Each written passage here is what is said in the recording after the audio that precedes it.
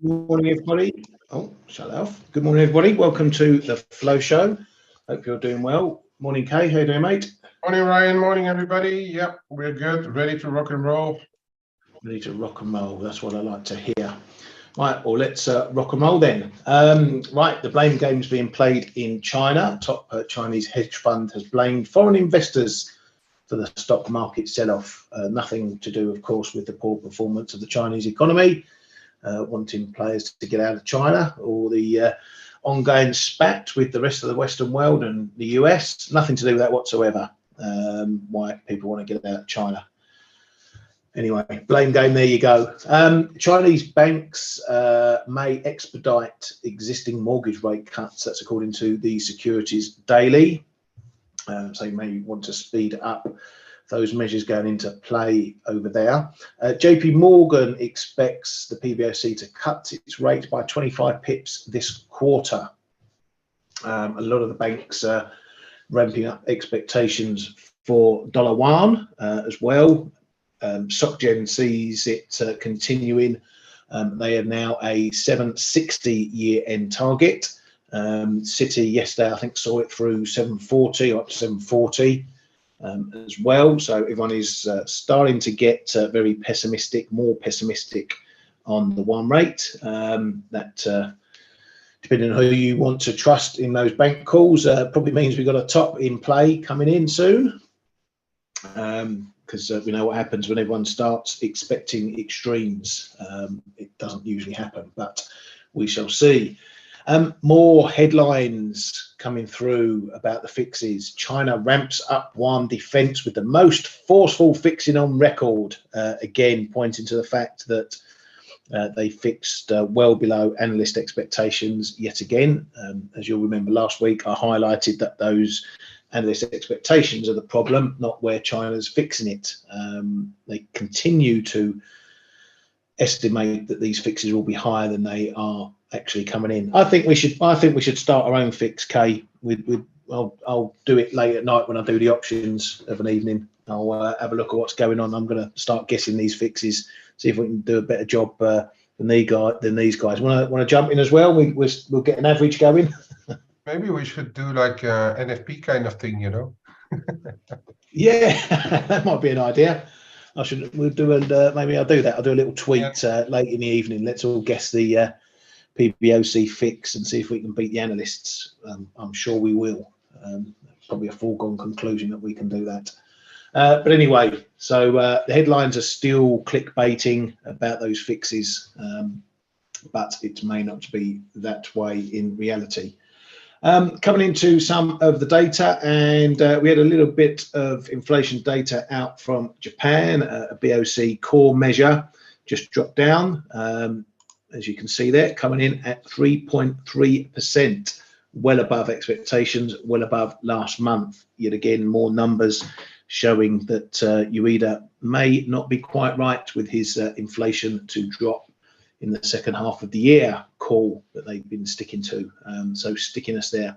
Not a huge number in itself, Kay, but it's still another one, another brick in the wall, isn't it? Yeah, consistent with higher data coming in than was expected.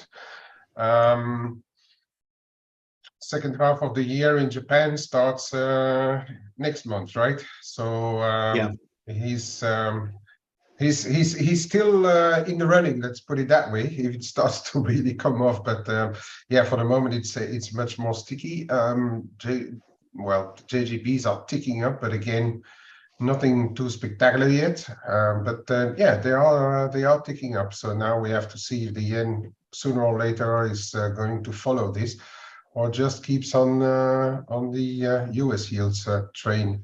Yeah, I mean they're undeniably becoming higher than they are expected. So we have to keep that in mind. Yeah, very much so. In other news to do with Japan, international investors chopped $9.26 billion worth more in Japanese government bonds than they bought last month. This was the first sell-off like that in 6 months. Obviously, a lot of that is to do with the BOJ shift on YCC. which naturally sent yields higher, bond prices lower. So this is probably something we're going to be seeing a bit more of now in the case of that, because obviously price of those bond holdings, those longs, are going to be coming down. So potential losses for those holding JGBs. But not a big, another headline that's not a big surprise really, Kay. I'm probably going to see it continue if they go again on YCC. Yeah. Yeah, absolutely. And yeah, you know, there's logic, right, in those moves from in the bond market in Japan. It just remains to be seen, like the opposite of what the other central banks are doing, the other majors are doing. Are they going to stick higher for longer, or is Japan going to stick lower for longer? Is than the market expects. That's the game that goes on right now, right? Yeah, exactly. Now, PM Kishida is looking to possibly extend the gasoline subsidy, according to TV channel Asahi yesterday. So this is something that was supposedly going to be dropping off, or is due to drop off, and now he may want to extend it. So that's further fiscal measures to depress prices. If that continues, then it's going to delay an inflation pullback or pop back, shall we call it? Because obviously, if you're keeping prices depressed or helping people pay prices when that's removed, then you tend to see prices going up again. But he's looking to extend that, according to that TV channel. Now, as far as the yen goes, we're getting a lot of calls coming in now saying that 150 is going to be the intervention level for dollar yen. I'm not entirely sure why they're picking this number out the hat. Maybe just to do with those prior highs up there before we got the pop through, up to near 152. But that's a number going in. JP Morgan sees it there as well. We had an ex-BOJ official out last night as well, early this morning, saying that there'll be no intervention until a breach of 150. Well, a breach may be anywhere above 150, even 160. So not going too far out on the limb with that one. We're getting into that situation, I think, where if the market is expecting a number and something to happen at that number, it sets up a potential trade, because we will look at the evidence. If we get to 150, what's driving it, how we're getting there, does it tick all the boxes of intervention? Because if the market's expecting that, but all the boxes that we know, volatility, speculation, fundamentals, etc., if those boxes aren't ticked as to why they intervene, it could mean that we blow through 150 without a second look, and that will put pay to all those calls at 150. So there's potentially a trade setting up there, trading against market expectations. What do you make of it, Kay? People sticking a number on it again. Yeah, I mean, we've seen years and years back when they were sitting on the bid at 105. That didn't work, right? Picking a level, picking a price, a level doesn't work. Okay, they will look, as we always say, they will look at the speed, and they may be looking at that trade weighted index, the weight of the yen, because we are trading very close to levels on those on that index, this which is very close to levels where they intervened last year. But then the dollar yen is not at the same level, especially not if we take into account those levels close to 152. But if you look at the crosses, they are actually, the crosses yen are a lot higher than they were when Bank of Japan intervened last year. That puts that index or that let's say exchange rate weight very close to where they intervened last time. Now, are they only looking at the dollar yen? Are they looking at that index? That's still an open question. I don't know the answer to that. What I have to say about Takeuchi-san is that I know the guy. I mean, when I was in Japan, we had several meetings, and he's quite pragmatic person, and I'm not overly surprised that he is not calling for too quick interventions, because he was not really an interventionist then either when he was head of the FX division in the Bank of Japan. So I'm not so surprised. I think sticking 150 on it is difficult, as we've seen and last year interventions as well. They didn't come in at 145. The first one was around 146 somewhere, and then they waited until above 150, close to 152. But what Kuroda said was true. Every move more than 200 or 300 points per day is considered as overly volatile, and that is what we need to pay attention to. Now, is it, again, the open question now is, are they only watching the dollar yen, or are they watching the yen in general, the yen strength weakness in general? If the yen weakness is monitored, then we're very close to where they intervened last year. But I'm as you, I'm not going to stick a level on the dollar yen for interventions. But we also have to note that since we are above 145, where the market was thinking that they would intervene, there was only one day where they really commented. And that was the day that we blew through 145 and went to see 146 the next day. They commented, and that was basically it, you know. Yeah. And that level up in the 146s is still important enough to me for several reasons, technical, but also those are levels that we hadn't seen since the inflation in the US started to turn around. So I think those levels are still important enough as a gateway to 150, or actually, could we have seen an intermediate top there?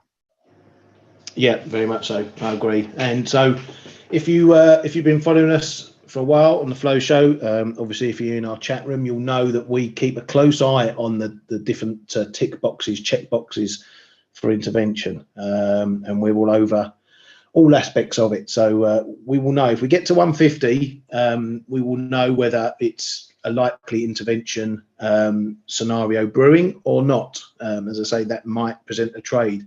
If the conditions aren't met for intervention and we're up 150, that leaves a risk that we go through 150. And if everyone's trying to park the bus there, that's going to be a lot of stops through 150 and probably a decent extension through it. But we'll cross that bridge when we come to it. But know that we've got your back covered when it comes to intervention and when that might probably happen.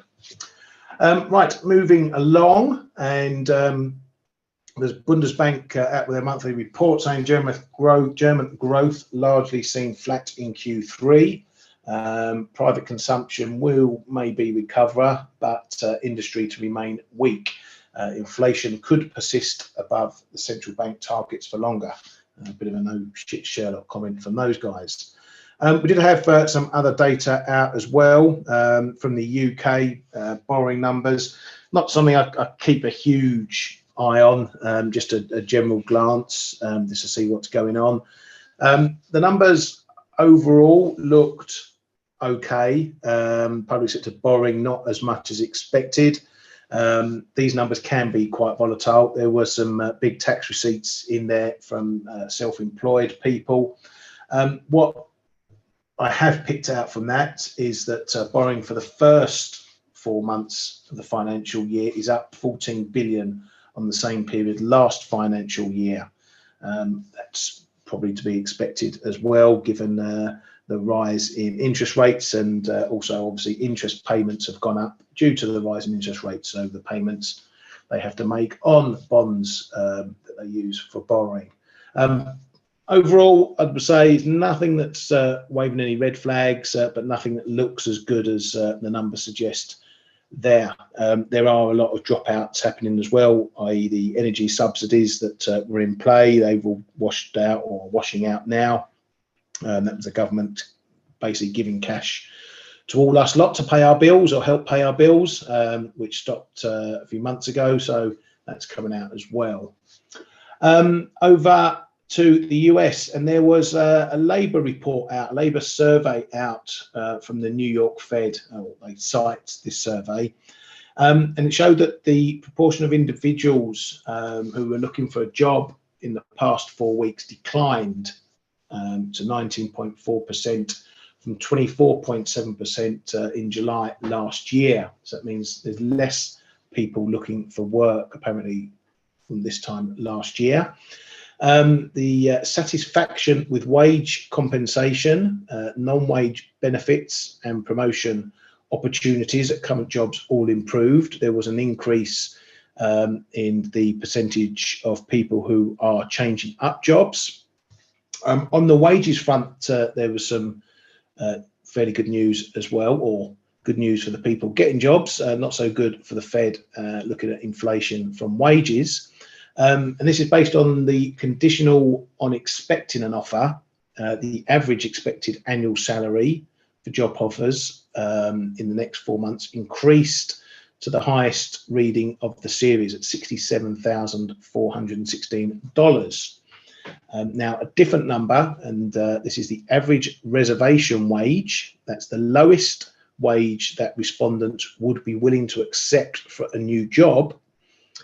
Reached its highest reading of 78,645. That was up from 72,873 last year.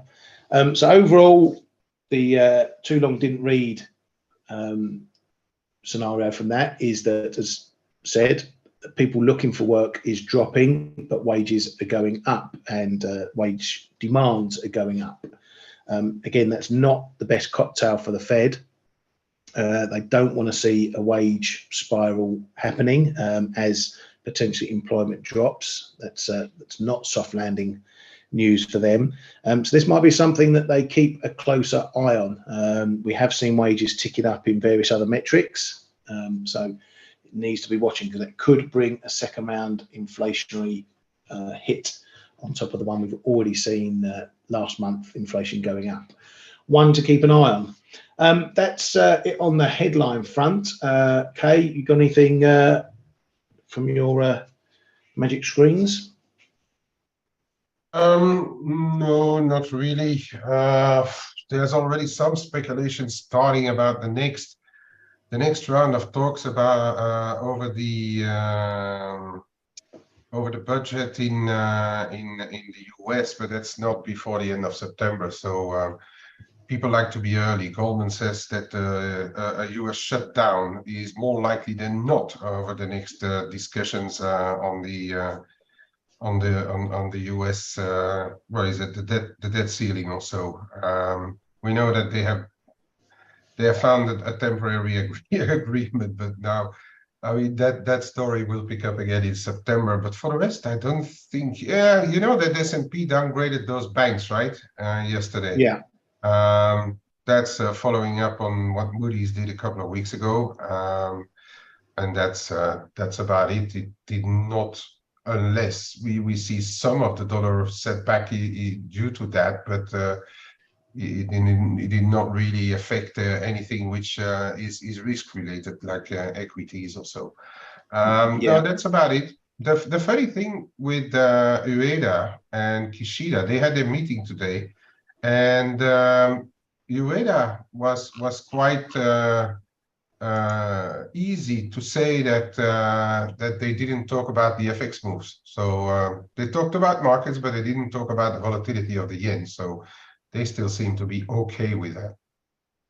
Yeah, exactly. Yeah, that banking news didn't really hit anything in as far as stocks are concerned. Well, stock futures are small in, which are well up. It's nothing like that. And yeah, the UADA thing, it's one of those things where they made a point of saying what they didn't talk about more than what they did talk about. Yeah. Which is more our focus anyway on whether they talked about effects, but they could talk about effects, and it doesn't really matter until we get the stronger signals. We just listen and deal with it. Brian's asking if there was intervention. Question is, how far down that intervention will drive dollar yen? Well, we only had intervention late last year, mate, so it's quite clear on the charts what intervention looks like. You can see that from the candles quite clearly. So if you want to have a proper look, just scroll back on your chart, and you've got the intervention dates there. The Bank of Japan publish them, or the MOF publish them when they intervene and how much by. So you can see exactly what happened and what's likely. Never usually good for more than you know, 200, 300, 400 pips, depending on whether it's expected or not. But their aim isn't to sink it to a particular level. It's just to give the market a knock on the head to say, we're here, we're watching, we're ready to act. Not that we're going to drive the price from A to B and keep it there. Ali's saying the pound is stronger because of rate hike expectations, but what about stagflation risks? What can cause 400 to 500 pips haul in the pound if US data doesn't disappoint and higher for longer Fed narrative continued? Well, that's the question indeed, Ali. What would cause 400 or 500 pip move in the pound? Because we've come through all the top tier data, jobs, inflation, retail sales, PMIs, so on and so forth, and we're not moving at all, really. So it's going to take some sort of shock to move this 400 or 500 pips, or a big headline, or a trend to pick up. Now everyone's in the same boat, because what's happening in the US and yields are a big story. So US yields have been jumping, but everyone's yields have been jumping. It's a yield story, so it's a bit of a zero-sum game. You know, you can see UK 10s making new highs, the same as US 10s making new highs, the same as even JGBs making new highs since they moved the YCC. So in terms of FX moves, it is pretty much a zero-sum game. Unless, you know, one goes faster than the other, or anyone goes faster than the other. So for now, really, you're trading within the ranges. Cables had a move up to near 128. Let's come into a bit of a shorter time frame. Let's go an hour. So we've had a move up to 128. Couldn't get through 128. We got further resistance 123 and a quarter, 128 and a quarter, 128 and a half. But all of this is within a wider range, call it 130, 126s. So it's going to take something new to break this out of it, and that's either going to be the dollar doing something big, or it's going to be the pound doing something big. And until we get something like that, there's no reason why we should move out of any of these particular ranges in a big clip, I should say. We could grind, that's all possible, but I don't see any big, huge moves. Now, obviously, if we do get something like intervention coming into dollar yen, it's going to knock the crosses, which will in turn knock the majors. So that'll be your shock type event to look out for. And then you have to look at what that means. So if they intervene in dollar yen, knock it down 200-300 pips, and we see Guppy maybe going down 300-400 pips, you're going to see cable moving. What do you want to do with that? Will it break through any of the levels we've got, or is it going to go the opposite way? That's what you have to look for. Look for those opportunities. But as far as the fundamentals are concerned, the BOE are on for hiking in September. We're probably going to be at or very close to a peak in BOE rates, but cable still hasn't done anything, even through the recent rate moves anyway. So it's going to take a lot to shift this out of kilter at the moment. As I say, it's probably big headlines or a shock event or something like that, unless we just grind a certain direction.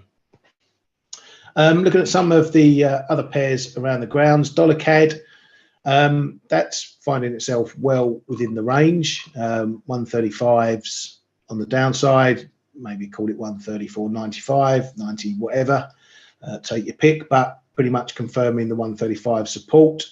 Up top, 135.50s is still the sticky level, but we did have an extension yesterday up to the prior high, so that set another boundary further up there. So decent range for this one to play in at the moment.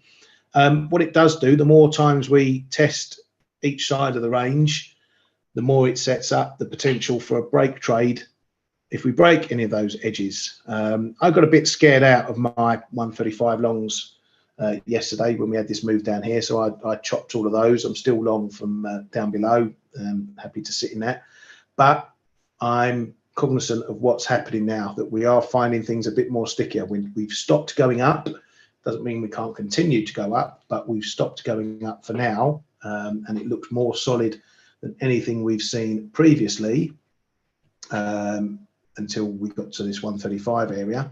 So we could be setting up, as I say, a bit of a range play at the moment, but the potential grows for a break. If we break below 135, then that sets up potential to see a steeper loss. Maybe we go through or test this 134, 65, 70 area. Same thing above. If we get through this 70s, likely we're going to have a pretty quick move to 136 and see what happens there. So if you're not in a position, you've got two choices: trade the range for as long as it lasts, go with a break.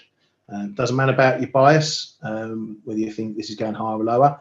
If you break below, then the market's likely taking it lower. So short is what you want to look at. So you don't need a bias for this one at the moment. You just trade the levels either way. Looking at another one, Kiwi has a decent bounce off of the big 59 down here. Again, another one that stopped going down for now, which if you want to catch the knife, that's what you want to look for in the price action. A bit like a lot of pairs and assets at the moment, it's climbing back above the small shorter term hurdles. So 59.40s is where you want to see support if you're long, but we're running into trouble at the next small hurdle. 59.60s can't quite get through there yet. Then we have another level above into 60, coming in starting around 59.90s. Looking at the trend on its own, things don't really get interesting until we get up to these sort of areas, 60, 90, 61s, the 38.2 fib of this move. So all this action at the moment is all small fry, pretty much. And the same can be said for the S&P. Find it. We had these lows down here. Couldn't quite get down to the zone there. Came up, 7 pips short, 6, 7 pips short of the start of my big zone at 43.30, but we got back above this again, short-term level, 43.60, held it yesterday as well on a dip. 43.80 is a bit washed out. Now we're back above 44, 44.10. Got another small intermediate level, 44.20, and then 44.30. So all these little hurdles just need to be taken on if this whole thing is going to be reversing. We don't get a real signal for that until we get through 44, 45, 50 in this zone here. I haven't got a fib on there, but I think we must have a fib coming up into there shortly. Roughly, give it that. Oh, come on there. So yeah, just coming up into that zone, we've got a fib 44.40. So that's where the real action happens. For me at the moment, this doesn't mean an awful lot. Yes, it is looking strong because it's taking up these steps. It is a decent rally, 70, 80 pips, so not to be sniffed at. But in terms of turning around this trend, nothing is really breaking just yet until we get through this level here. So this might be the stiff test for this rally. If we can't get through there, keeps the bearish pressure in play, and maybe we have a look down for the lows and see what happens there. Kay, got any pictures you want to have a look at? Yeah, of course, mate. And I'm going to have a look. First of all, let's have a look on the metals, right? Because the metals are putting in some decent fight, and despite those higher yields, I got the impression that there has been a bit of over positioning, perhaps by, I don't know whether it's the models or any other funds linked to those yield moves. We went a bit too far too fast, and as we can see, these lows here in gold have been holding up pretty well around those prior lows here, and we are above 1900 again. Nothing really has changed. But we have to note that the metals are holding up pretty well. So the dollar yields are one thing, and the yields elsewhere are another. Then you have, like, of course, economic situations. But the thing is that yields, you can only play it for as long as your positions allow you to build and build and build. So maybe we have seen a bit of an overbuild of long dollar positions in some areas. So now we are like trying to stabilize here. If we start to go above 1910, why not get back up to that 1925.30? But for as long as yields everywhere remain the same and we don't have a much better global economic outlook, I'd still argue that the metals are stabilizing and not yet. I can't personally call it a reversal yet, although all reversals start like this, of course. But for the time being, and especially for this silver one, we need economic data to hold up and hold up pretty well for this to start shooting again.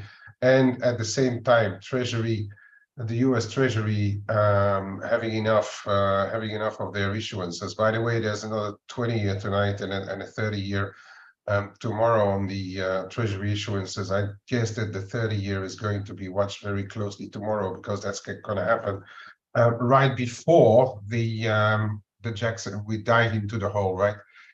But anyway, silver went back above this 2270 trend line. We're back above 23. This seems to be a bit of a, I'm not going to say magnet, but kind of a level where the market likes to hang out and take the next direction, right? Around this 23.35. That's where we are right now. Julian, you're asking for buy points for gold and silver? Well, I mean, we've seen those low 22s hold very well. I missed my buy order around 22 because we didn't see it there. But I think any move down to around those 2270s, 2260s on silver, if the situation is not really changing dramatically, or rates not pumping higher dramatically, maybe an area of interest. Gold around that 1885, as I've highlighted just a minute ago. Hold on just one sec. Just 1 second here. Okay. Right, that for the metals. Then, yeah, risk is doing a bit better. Ryan already showed the S&P 500 rebounding, think 4460s or so, maybe an area of interest, but I think Ryan at some levels closer. As always, and this is really keeping our euro dollar in a range, right? We've done this move, then now we're here, but we have to note that the differentials remain relatively wide. The lower we go, the wider the differentials, right? In the dollar favor, the higher it goes, the less there is a differential, and that's rather in the euro's favor. But we continue to hang around lows, and I think that is what is holding the euro dollar from retracing more. We are currently seeing, let me just do something here, thank you. We are currently seeing some decent bounces in the commodity currencies. Now, as I said, there could have been some overpositioning.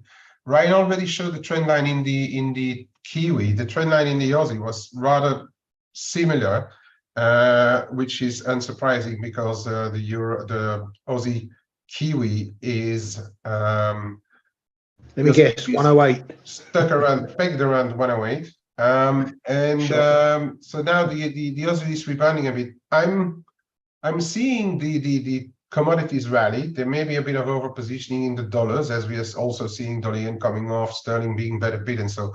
But in particular, Aussie and Kiwi are bouncing pretty hard. I'm kind of starting to suspect there's perhaps something else going on in Australia, because we saw BHP just coming out with their profits, which were actually a lot lower than they were last year. They had, I think, a 37% drop or so. But I'm kind of suspicious that we are seeing some kind of dividend buying going on in the Aussie. We will see what happens into our noon hour here in London, and perhaps even the 4 p.m. later today. So yeah, where can we bounce? Well, 64.60 is your prior low on the Aussie. But looking at how it goes and how steady it actually goes, it feels like we may actually try a little bit higher, because we've at the same time, we are not only seeing the Aussie and the Kiwi rally, but we're also seeing stuff like Euro Kiwi coming back down from the highs, 184.5. We're already trading below 182, and look, we are on this trend line in the FA.C.E trying to get below there, which would be probably see some short-termers perhaps even run for the exit before the day is over. I'm not sure for how long it's going to last. I don't see a specific economic or fundamental reason why all of a sudden Aussie and the Kiwi would rally on a lasting basis, but we have to acknowledge this, that since yesterday, since we were trading above 170, we had this first spike higher last week, but then yesterday we retested this trend line, failed to go and retest the highs, and now we are seeing a pretty steep setback. Is there any news I missed? Possible, but as I said, I'm starting to think that there may be some kind of dividend payment buying going on. We will have to see, as I said, what's happening around the fixings today. I'm just looking at the questions. Would you be so kind to look at Euro Sterling? Thinking of a long at 85.11. Okay, let's. I thought Ryan already looked at it, but okay, I'll have a look at it. So, regardless what's really going on or the flows that have been seen, we have to monitor what's going to happen around 168.5, 168.40, 50, and then 168 the figure. Those are going to be interesting levels on the Euro Aussie here. We are looking. I'm only on the daily because there's so much. This move has been so violent. I'm having difficulties to see the intra-day levels, but we are coming back to rest on the 198, the figure in the sterling Aussie. I think for as long as we are above 197, nothing has changed, but we'll have again to monitor what's going to happen for the rest of the day here. I'm still quite positive on this one, but I'm cautious, so I'm in only very smalls right now, and we'll see what happens here. And then if ever this comes closer to 197, the figure, which is this broken trend line. On the rest, mention about this dollar rand. The dollar rand has come off. I think it is due to those BRICS, that BRICS summit ongoing, which is buying some time for the rand, or buying the rand a bit of a relief here. But I wouldn't do anything. I will not do anything for it before I know where the summit will head us to, what will be the results in that BRICS summit. But if we see more setbacks and not a lot comes out of that summit, I think we are here in an interesting zone, if ever we get down here into the 1830s, 1840s. Yeah, and dollar China, Ryan and I have a bit of an opposite view on that one, but as Ryan said, it takes two to tango. For me, we held the broken trend line right now. We tagged it, and then we are bouncing again. We have to reckon with what the PBOC is doing. We have to reckon with what the BRICS summit is going to bring, and where the economic situation in China is. So for me, the last bit is still not good enough to make me change my view that that dollar China may be going down, or even maybe topping. I'm gutted that all those banks are thinking that we are going to go higher, because I'd rather not have them on my side. But in the meantime, it is holding around here.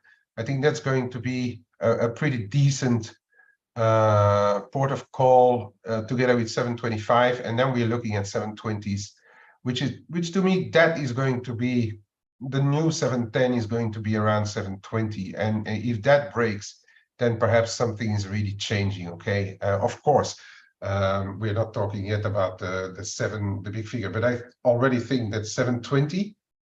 And that may be also because the PBOC is trying to keep their fixing max 720 or so. That 720 is going to be a big level, but I reckon that's going to be the break zone right now on the longer term. So, but for the time being, even short to medium term, this one holding is keeping me in my own longs. Euro sterling. First of all, quickly, this dollar yen. Yeah, you know, I've been showing these mid 146s. Well, it kept again. You know, I think we still have to really monitor very closely what's happening up in those mid 146s. Okay, for various reasons. And on the underside, it's 145 right now. If you break 145, there may be an acceleration. Euro sterling 85.11, is that because it's just the prior low? That's around 85.04. 85.11, but then yeah, well, I mean, Sam, you can buy it there, and your stop is below 85, right? But then beware of those algo stop runs, taking it down to 84, 80 or 90, and then seeing a bounce. I find it still, if you look at this picture, heavy, but we need to absolutely respect the 85, the figure, and much more than that. I don't have to say.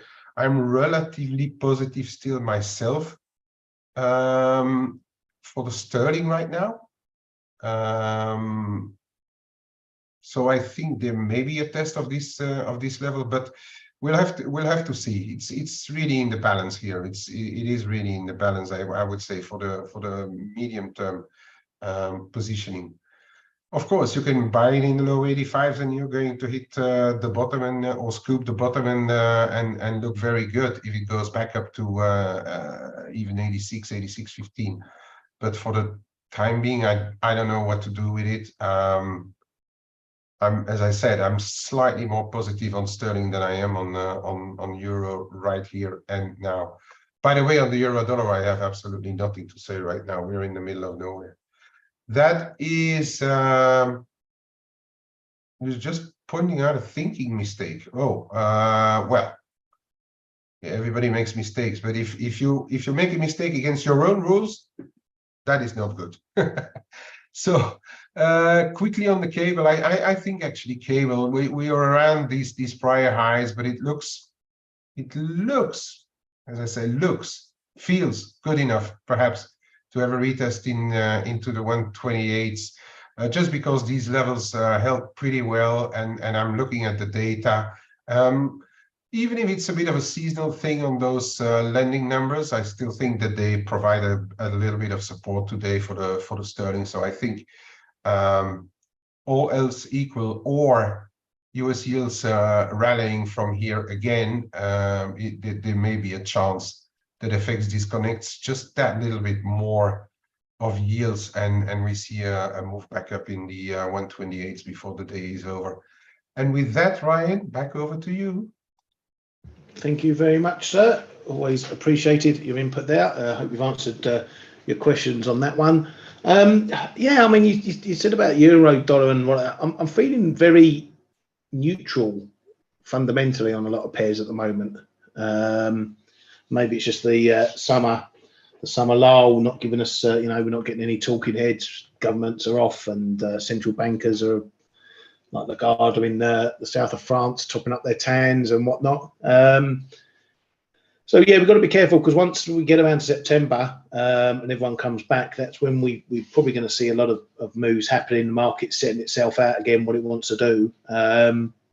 So don't get sucked into false sense of security that you know, talking about ranges in cable and stuff like that. And as much as I don't see any big moves happening, we get into the latter part of the year. That's when the market is going to start making decisions. It's going to want to really start trading potential cuts if they're going to come.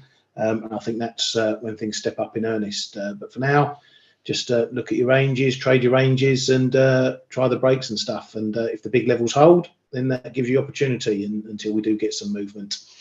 For the rest of the day, we haven't got an awful lot out. Some house price, some housing data from the US, and we get a small Richmond Fed manufacturing and services number, if you keep an eye on that one, just to get another little indication of what's going on in the US sectors. So apart from that, just watch the headlines, see what's going on, watch out for these brick stuff happening. Trade safe, trade well. Thank you for coming to the Flow Show. Thank you, Kay, and we'll see you all tomorrow. Thank you.